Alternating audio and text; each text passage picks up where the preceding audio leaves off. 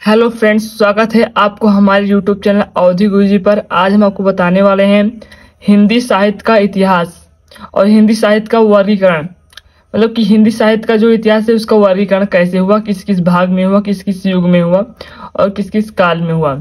तो आज की वीडियो बहुत ज़्यादा इम्पोर्टेंट होने वाली है, क्योंकि फ्रेंड्स हिंदी साहित्य का वर्गीकरण, हिंदी साहित्य का इतिहास 10 से लेकर ग्रेजुएशन तक आपके साथ रहता है।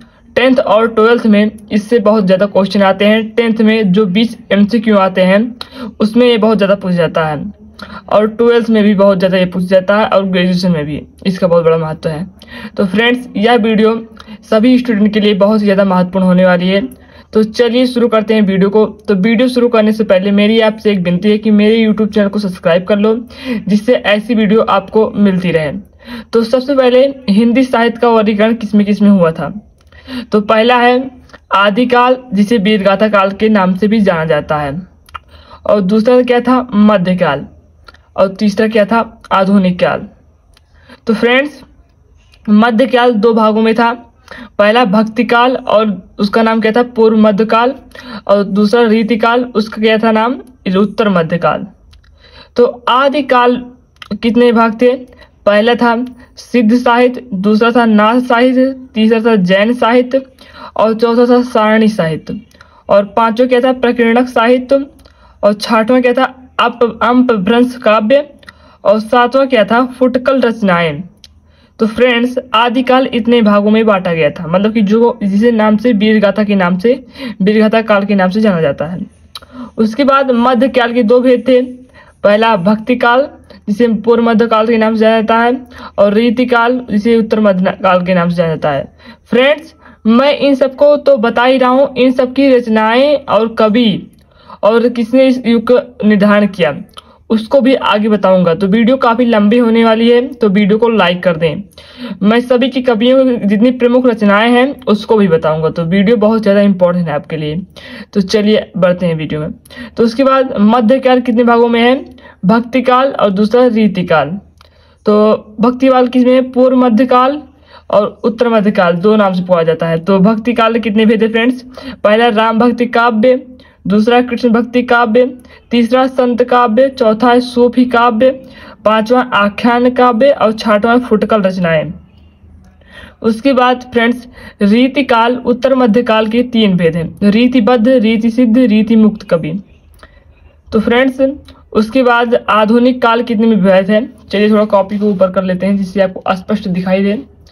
तो आधुनिक काल कितने में बांटा गया है, भारतेंदु युग, द्विवेदी युग, छायावादी युग, तीन युग में आधुनिक काल बांटा गया है। तो फ्रेंड्स उसके बाद छायावादी युग को दो भागों में बांटा गया है, छायावाद और छायावादोत्तर शुक्लोत्तर युग। और उसके बाद छायावादोत्तर शुक्लोत्तर युग को तीन भागों में बांटा गया है, प्रगतिवादी, प्रयोगवाद और नई कविता। तो चलिए अब इनकी जो कविताएं हैं, मतलब कि जो ये युग के कवि हैं और उनकी जो प्रमुख रचनाएं हैं और किसने इस युग का निर्धारण किया, चलिए उसको भी जान लेते हैं। तो चलिए बढ़ते हैं वीडियो में आगे। तो पहला क्या है आदिकाल, वीरगाथा काल। ये कब से कब है फ्रेंड्स, इस सन 743 से, तो फ्रेंड्स ये सन 743 से 1343 ईस्वी तक है। तो इसका नाम किसने दिया था, आचार्य हजारी प्रसाद द्विवेदी ने आदिकाल कहा था, और आचार्य रामचंद्र शुक्ल ने वीरगाथा काल कहा था, क्योंकि इसका दो नाम है। तो फ्रेंड्स अब भक्ति काल के, मतलब सॉरी फ्रेंड्स, क्योंकि आदिकाल और भक्ति काल के नीचे दिए गए हैं, तो चलिए पहले आपको मैं आदिकाल के प्रमुख कवियों का नाम दिखा देता हूँ। तो आदिकाल के जो प्रमुख कवि थे, पहले थे दलपति विजय, और इनकी प्रमुख रचना क्या थी खुमार रासो, और दूसरा क्या था चंद बरदाई, इसकी प्रमुख रचना क्या थे पृथ्वीराज रासो, और तीसरे थे विद्यापति, जिसकी कीर्तिलता, कीर्ति पराग और पदावली और लिखनावली, कीर्ति पताका है फ्रेंड्स। उसके बाद नरपति नाला, किसने इनकी रचना क्या थी प्रमुख, बीसल देव रासो। उसके बाद फ्रेंड्स जगनिक कवि थे, उनकी एक प्रमुख रचना क्या थी परमार रासो, और एक थे अमीर खुसरो, ये भी आदिकाल कवि हैं, इनकी प्रमुख रचना क्या थी मजनू लैला। तो फ्रेंड्स ये आदिकाल के कुछ प्रमुख कवि हैं और उनकी कुछ प्रमुख रचनाएं हैं। तो फ्रेंड्स इसको आप लोग चाहे तो कॉपी में नोट कर सकते हैं या स्क्रीनशॉट ले सकते हैं। उसके बाद हम पढ़ेंगे भक्ति काल की तरफ। तो भक्ति काल, जिसको पूर्व मध्य काल के नाम जाना जाता है, यह सन 1343 ईस्वी से सन 1643 ईस्वी तक है। और आचार्य रामचंद्र शुक्ल ने पूर्व मध्यकाल को भक्तिकाल कहा। तो फ्रेंड्स, इसके चलिए मैं आपको कुछ प्रमुख कवियों और उनकी रचनाओं को दिखाता हूँ। तो इनके प्रमुख कवि कौन से? तो ये इनके प्रमुख कवि थे तुलसीदास, और जिनकी प्रमुख रचना क्या थी? रामचरितमानस। और दूसरे प्रमुख कवि थे सूरदास, जिनकी प्रमुख रचना क्या थी? भ्रमर गीत सार। और तीसरे कवि क्या थे? कबीरदास, और जिनकी प्रमुख रचना क्या थी? बीजक। और चौथे कवि कौन से? मलिक मोहम्मद जायसी, जिसकी प्रमुख रचना थी? पद्मावत। और पांचवी मीराबाई, जिनकी प्रमुख रचना क्या थी? राग गोविंद। और छठवें थे रहीम, जिनकी प्रमुख रचना क्या थी? रहीम सतसई। और सातवें थे रविदास, जिनकी प्रमुख रचना क्या थी? भगवत प्रेम। और आठवें थे रसखान, जिनकी प्रमुख रचना क्या थी? प्रेम वाटिका। तो फ्रेंड्स, ये भक्ति काल के कुछ प्रमुख कवि और उनकी रचनाएं हैं। चलिए अब अगले कौन सा काल, चलिए आगे बढ़ते हैं।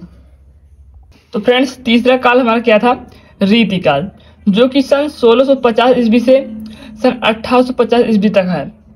और इनके प्रमुख कवि कौन कौन से हैं? तो पहला है कवि केशव दास, और इनकी प्रमुख रचना क्या थी? रामचंद्रिका। और दूसरा है पद्माकर, जिनकी प्रमुख रचना क्या थी?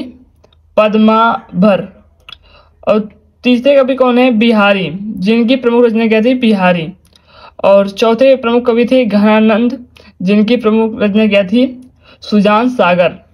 तो फ्रेंड्स, ये 3 कंप्लीट हो गए हैं। तो चलिए आगे बढ़ते हैं, जो कि है आधुनिक काल। ये फ्रेंड्स बहुत ही ज़्यादा इम्पोर्टेंट है। सबसे ज़्यादा क्वेश्चन किस में से आते हैं? तो आधुनिक काल से आते हैं। तो आधुनिक काल को आपको बहुत ज़्यादा ध्यानपूर्वक देखना चाहिए, क्योंकि यही आपका मेन है। तो आधुनिक काल कब से कब तक था? सन 1850 से अद्यतन, मतलब अब तक चला आ रहा है। तो इसके कुछ अलग ही पार्ट हैं।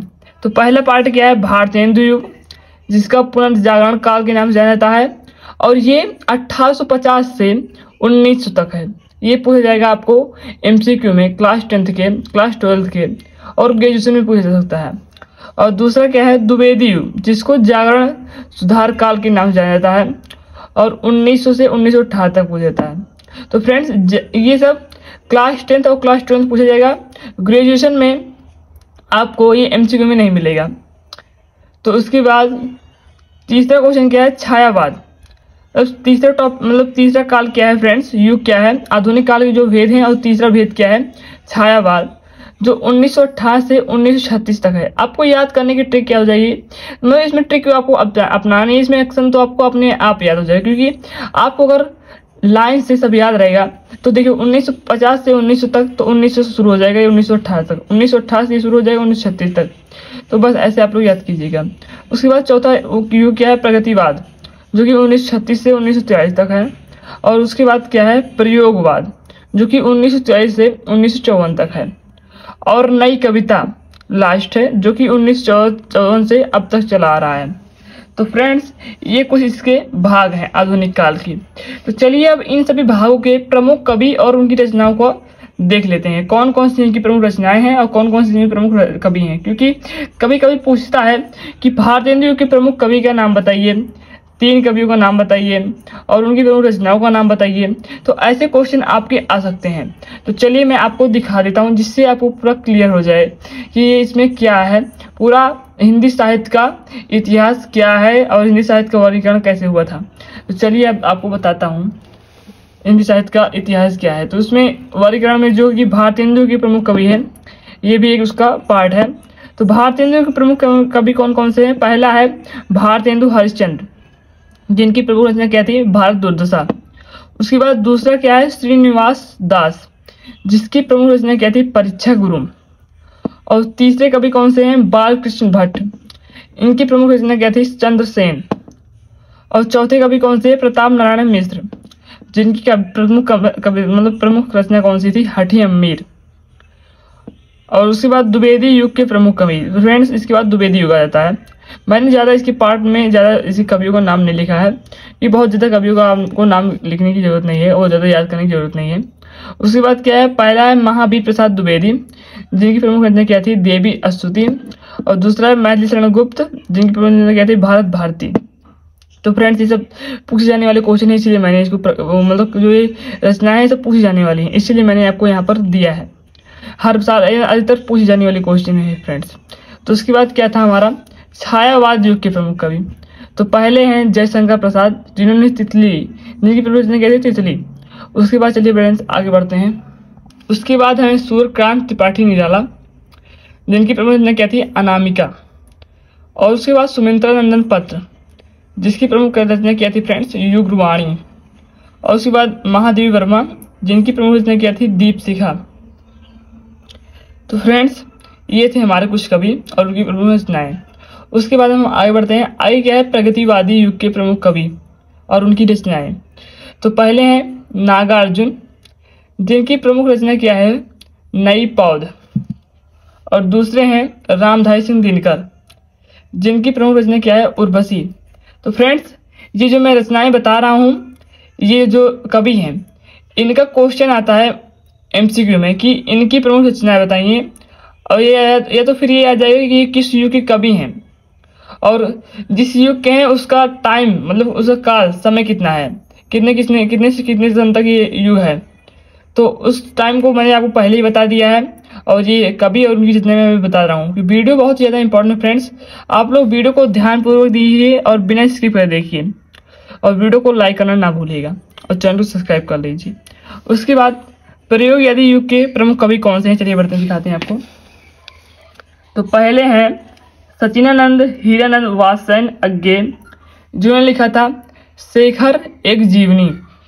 और उसके बाद राजानंद माधव, जिन्होंने क्या लिखा था, मुक्ति बोध। तो फ्रेंड्स यहाँ पर थोड़ा डिस्टर्ब हुआ है, अक्षर समझ नहीं आ रहा है यहाँ पर फ्रेंड्स, यहाँ पर राजानंद है कि सदानंद है। तो फ्रेंड्स इसको आप लोग थोड़ा सर्च करके देख लीजिएगा गूगल पर, वहाँ पर आपको बता देगा। उसके बाद नई कविता, ये भी उसी का पार्ट है आधुनिक काल का। तो उसमें पहले से नई कविता में क्या कवि कौन सी है, धर्मवीर भारती, जिन्होंने क्या लिखा था, गुनाहों का देवता।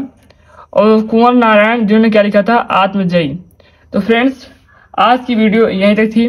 तो वीडियो बहुत ज़्यादा इंपॉर्टेंट है, तो वीडियो को लाइक कर दें और चैनल को सब्सक्राइब कर दें। मिलते हैं अगली वीडियो में, धन्यवाद।